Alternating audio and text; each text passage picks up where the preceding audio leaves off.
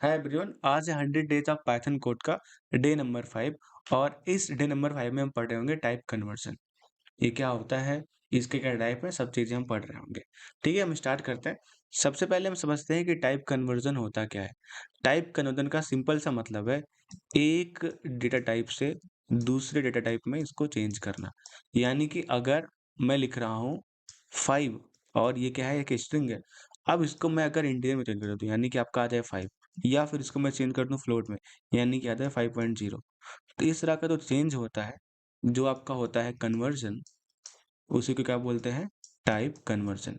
यानी कि एक डेटा टाइप से दूसरे डेटा टाइप में चेंज करना ही क्या होता है, कन्वर्ट करना ही क्या होता है, टाइप कन्वर्जन। चलते हैं आगे। अब हमारा आता है क्वेश्चन कि हमें टाइप कन्वर्जन की नीड ही क्यों है। इसके पहले वाले लेक्चर में आपने देखा था कि जब आप ए और बी को सिर्फ और सिर्फ इनपुट से आप नंबर स्टोर करा रहे थे, ठीक है, तो वहां पे क्या प्रॉब्लम आ रही थी। जब पे भी आप इनपुट कराते हो तो वहां पे जो आपका आउटपुट आ रहा होता है वो आता है आपका स्ट्रिंग में। क्या आता है वो, स्ट्रिंग में आता है। अब स्ट्रिंग में जब आप ऐड कराते हो, सम कराते हो, मान लीजिए आपको ए और बी का सम कराना है, तो सम कराने के लिए जैसे आया 2 और जैसे आया आपका 3, तो इन दोनों का जो सम आएगा वो क्या आएगा, आपका 23 आएगा। यानी कि दोनों क्या हो जाएंगे, कॉन्केट हो जाएंगे, ना कि सम होगा। इस प्रॉब्लम को आपको सॉल्व करने के लिए हमारा आता है टाइप कन्वर्जन। यानी हम क्या करते हैं, सिंपल सा ए जहाँ पे इनपुट लिखे उसके पहले हम इंट कर लिख देते हैं। मैंने लिखा इंट, इनके बाद मैंने लिखा इनपुट। अब इसमें होता क्या है, जो भी चीजें आप इनपुट दे रहे होते हो वो इवेंचुअली लास्ट में चेंज हो जाता है इंटीजर में, यानी कि इंट में। और फिर जो आपका नंबर बनता है वो बनता है 2 और 3, और ये है आपका इंटीजर। तो आ जाएगा आपका सम 5। यानी कि हमें कभी-कभी क्या होता है, जो भी हमारा टाइप है उसको हमको चेंज करना पड़ता है, ठीक है? For some, for necessary. अब डेटा टाइप को चेंज करने के लिए, किसको चेंज करने के लिए, डेटा टाइप को चेंज करने के लिए हमें टाइप कन्वर्जन की ज़रूरत पड़ती है। आगे चलते हैं। अब बात आती है कि टाइप कन्वर्जन की टाइप कितने होते हैं? तो इसका 2 टाइप होता है। पहला होता है आपका इम्प्लिसिट। क्या होता है पहला आपका? इम्प्लिसिट। और दूसरा होता है आपका एक्सप्लिसिट। एक है आपका इम्प्लिसिट, एक है आपका एक्सप्लिसिट।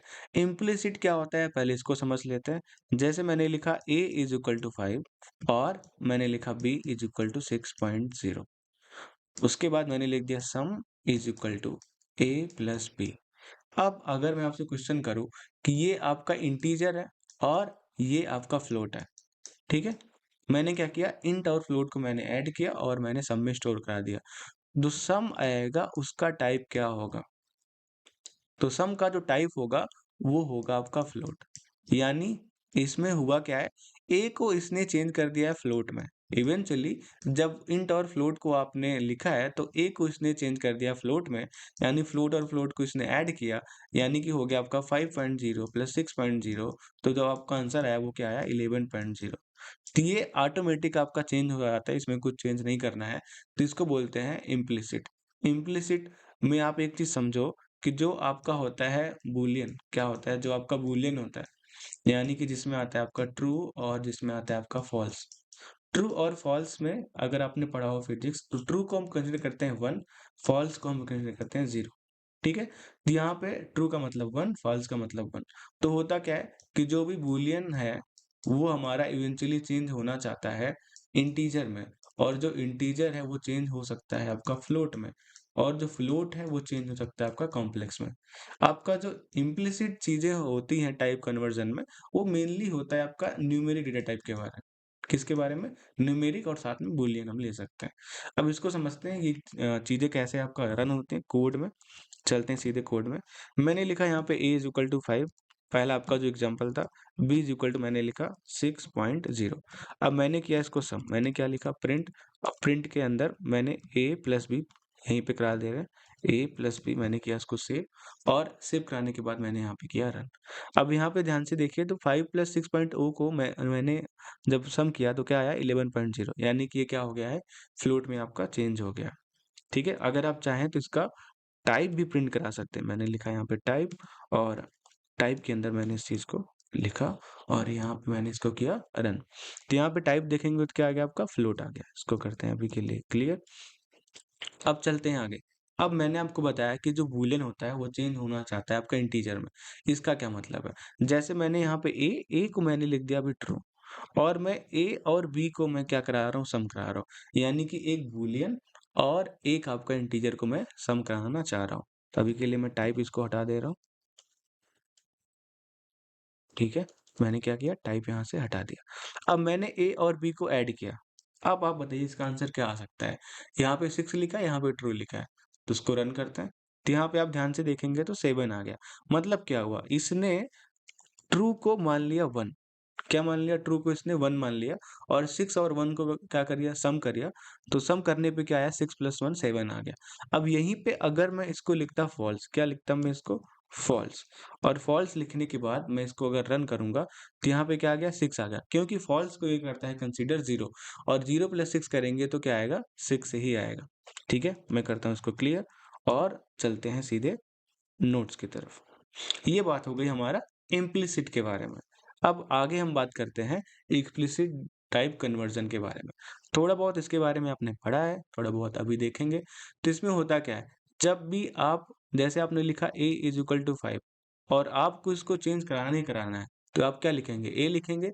a के बाद आप 5 लिखा आपने, तो अब आप लिख रहे होंगे सीधे-सीधे, जैसे आपको इसको करना है फ्लोट में चेंज, तो आप लिखेंगे फ्लोट a।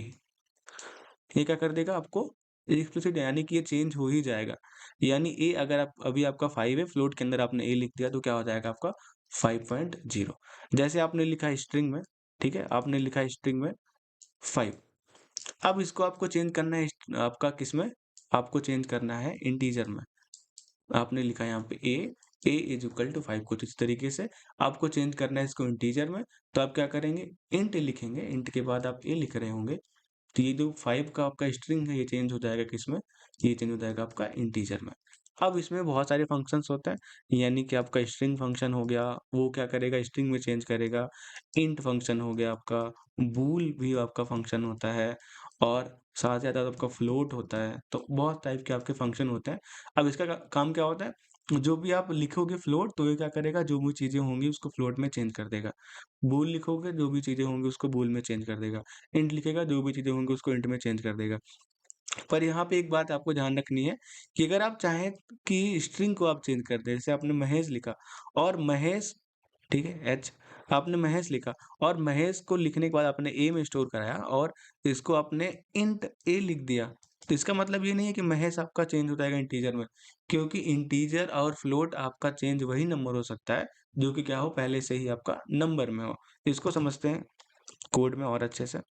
ठीक है, यहाँ पे चीजें हो गई हैं, तो इसको हम करते हैं रिमूव।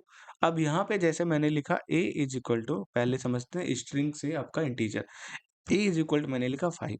ठीक है, मैंने किया इसको सेव और यहाँ पे मैं इसको चेंज करा रहा हूँ, यानी कि मैं प्रिंट करा रहा हूँ सीधे, और मैं यहाँ पे इसको इंट कर रहा हूँ, इंट में चेंज कर रहा हूँ। मैंने लिखा यहाँ पे a। ठीक है, अब यहाँ पे इसको कराते हैं प्रिंट, तो क्या हो गया, 5 आपका प्रिंट हो गया। अब इसको अगर और वेरीफाई करना है तो आप कर सकते हैं, यानी मैं इसको बी में सेव करा दे रहा हूँ। मैंने लिखा इंट, इंट के बाद मैंने लिखा ए। ठीक है, अब इसके टाइप को भी हम एक बार चेक कर लेते हैं, वेरीफाई कर लेते हैं। मैंने लिखा यहाँ पे टाइप और मैंने लिख दिया बी। अब जब मैं इसको रन कर रहा हूँ, रन करने के बाद आप ध्यान से देखेंगे तो बी का टाइप है, पहले ए क्या था आपका, स्ट्रिंग था। अब स्ट्रिंग को जब मैंने इंट फंक्शन के अंदर लिखा तो आपका चेंज हो गया ये इंटीजर में, यानी कि जो बी का टाइप है वो क्या है आपका, अब इंटीजर है। यानी कि जो टाइप ऑफ बी है वो आया भी क्या है आपका, इंटीजर आया हुआ है। ठीक है, तो इस तरह से हम चेंज करा रहे होते हैं एक्सप्लिसिट आपका टाइप कन्वर्जन। एक एग्जांपल और देख लेते हैं, जैसे मैंने लिखा सी मैंने कोई नंबर लिख दिया, मान लीजिए महेश लिख दिया। ठीक है, अब मैं अगर इसको चाहूँ चेंज कराने के लिए, तो आपको पता है इंट में ये चेंज होने नहीं वाला है। मैं इसको एक बार देखता हूँ करके, ये यहाँ पे सबसे पहले इसको हम चेंज कर लेते हैं, क्योंकि हाँ सी ठीक है। अब सी के बाद मैं डी लिखता हूँ। अब डी मैं लिख रहा हूँ यहाँ पे इंट, और इंट के अंदर मैंने वैल्यू रख दी सी। ठीक है, पहले इसको प्रिंट करने की कोशिश करते हैं, प्रिंट डी। यहाँ पे मैंने किया इसको सेव, मैंने किया रन। अब यहाँ पे ध्यान से देखें क्या लिखा है, इनवैलिड लिटरल फॉर इंट, यानी कि इंट का जो आपका आना चाहिए बेस 10 के साथ आना चाहिए, क्योंकि इंटीजर का जो बेस होता है वो 10 होता है। लेकिन यहाँ पे इसने क्या किया, सी में जो वैल्यू थी उसको इंट में चेंज करने की कोशिश करी, लेकिन महेश को आप इंट में चेंज नहीं कर सकते हो। ठीक है, इसीलिए क्या आ गया यहाँ पे एरर आ गया, वैल्यू एरर आ गया। तो इस तरह से आप टाइप कन्वर्जन करते हो। टाइप कन्वर्जन हमेशा क्या होता है, आपका जो मैंने आपको बताया था कि इंटीजर में अगर आपको चेंज करना है तो वो नंबर होना चाहिए, फ्लोट में चेंज करना है तो वो नंबर होना चाहिए। ऐसा नहीं कि आप कुछ भी चेंज कर सकते हो। तो ये बात हो गई हमारा एक्सप्लिसिट टाइप कन्वर्जन के बारे में। अब अगला है आपका मिनी प्रोजेक्ट, यानी कि एक्सपेंस कैलकुलेटर आपको बनाना है। अब मान लेते हैं दिन का जो खर्चा है वो आपको बताना है। तो मान लेते हैं बिस्किट लिया किसी ने, वो ₹10 का है। अब पेन लिया, पेन मान लेते हैं ₹20 का है। लंच किया किसी ने, लंच ₹100 का है। तो आपको ये क्रिएट करना है एक्सपेंस कैलकुलेटर। ये सारे के सारे आपको लिखना है, लिखने के बाद आप इसको सम करना है, ठीक है? अब हो सकता है कोई आपका फ्लोट वाला भी हो, ठीक है? मान लेते हैं आपका जो टिकट है, मेट्रो का टिकट, ठीक है? वो मान लेते हैं आपका पॉइंट में है, 13.5 है, मान लीजिए कूपन वगैरह कुछ मिला है। आल्टो मेट्रो का टिकट आपका होता है टीचर में है, 13.50 आपने लिखा और आपने सबको सम कराया। तो इस तरह से आपको चेक करना है, ये आपका एक प्रोजेक्ट है, इसको आपको करना है। उसके बाद हम बात करते हैं आज के असाइनमेंट के बारे में, यानी कि आपका जो मेन टास्क है आप आज के लिए, आपको बीएमआई कैलकुलेट करना है। सबसे पहले आपको नेम लेना है, यानी इनपुट कराना है आपको नेम, ठीक है? इनपुट आप लिख रहे होगे एंटर योर नेम जो भी है। उसके बाद आपको वेट देना है, हाइट देना है। ये आपका फ़ॉर्मूला हो गया, वेट अपॉन हाइट स्क्वायर। ये आपको फ़ॉर्मूला रख के कैलकुलेट करना है अपना बीएमआई, और जो भी आपका बीएमआई है उसको आपको कमेंट करना है, ठीक है? इसी के साथ आज का लेक्चर समाप्त होता है। आई होप आपको चीज़ें समझ में आई होंगी। और एक चीज़ और, आपको प्रैक्टिस करते रहना है। आपको सिर्फ़ लेक्चर नहीं देखना है, लेक्चर देखने से कुछ भी नहीं होता है, कुछ भी नहीं आता है। आपको प्रैक्टिस करते रहना है। जो भी आपका प्रोजेक्ट है, जो भी आपका असाइनमेंट डेली आपको जो मिल रहा है प्रैक्टिस करने के लिए, उसको आपको करते रहना है एक्टिवली, ठीक है? मिलते हैं कल, तब तक के लिए बाय-बाय।